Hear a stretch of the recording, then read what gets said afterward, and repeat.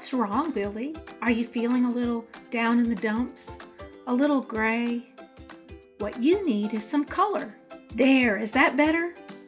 Color adds excitement, interest, and emotion to anything, especially works of art. Color is an element of art, a basic building block of creativity. What we call color is really different frequencies of light. Frequency is how quickly a light wave moves back and forth as a wave. White light from the sun contains all the frequencies. When light hits the surface of an object, some light frequencies are absorbed and others are reflected. When you see these leaves, your brain perceives them as green. This is because plants absorb all the sunlight except the frequency we know as green. The green light hits the leaves and bounces back to our eyes. If all light is white, what is the color black? Well, black is the complete absorption of light. Very little light is reflected back from black objects. Pigments are substances that we use to create colored paints, pastels, and pencils. Pigments can be made of all kinds of materials, but the best ones stay brightly colored for a long time. One of the first pigments ever used was made from grinding colored stones and mixing it with a binding material that holds the pigments to the surface of the artwork. These can be made of egg-like temper paints, gum resin as in watercolors, or oils like oil paints. Colored pencils and pastels mix pigments with clay, wax, or chalk. It was scientists who first arranged colors in a wheel to better understand the relationships between them, but it didn't take artists very long to discover the color wheel was helpful in choosing effective colors for artworks too. Colors have three traits that artists must understand. These are hue, value, and intensity. Hue is just the name of the color.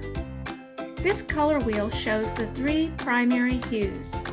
Primary means the most basic or first.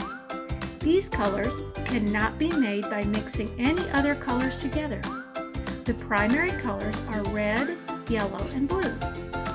When we mix primary colors, we get secondary hues. Red and blue make purple, yellow and blue make green, and yellow and red make orange. When primary colors are mixed with secondary colors, we have tertiary colors, like bluish green or yellow orange. This is, of course, only the beginning. Your eye can detect over 3 million distinct colors. Colors can also have value. Value is how light or dark a color is.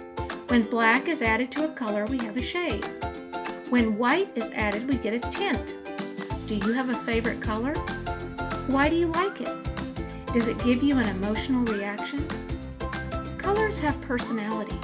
Some colors seem bright and happy, while others seem calm or even sad. Artists often select colors for their mood or the harmony and tension between colors. The colors an artist chooses is called a color scheme. Look at this painting. What colors do you notice? How does color create a mood? All of the colors here are associated with cool things like water, sky, and leaves. This painting uses a cool color scheme. What colors did this artist choose? What comes to mind when you see these colors? Did you think of the sunshine and heat? This is a warm color scheme that includes red, orange, and yellow. Warm and cool color schemes are examples of analogous colors. This means they are next to each other on the color wheel. Colors directly across from one another are called complementary colors. These colors contrast strongly with each other. They can add energy to a work of art or even fill it with colorful tension. When complementary colors are mixed together, they become dulled. This is a change in intensity. Intensity is the third trait of color artists must think of when selecting colors. Color intensity is also referred to as saturation. A pure, bold color is high in intensity, while one that is dull or muddy is of low intensity. Color schemes can include colors of low and high intensity. Some color schemes include only one color. These are called monochromatic, meaning one color. A single hue is used with differences in value or intensity. When a work of art only uses black, white, and gray, this is said to be grayscale. Black, white, gray, and even some desaturated browns are referred to as neutral colors.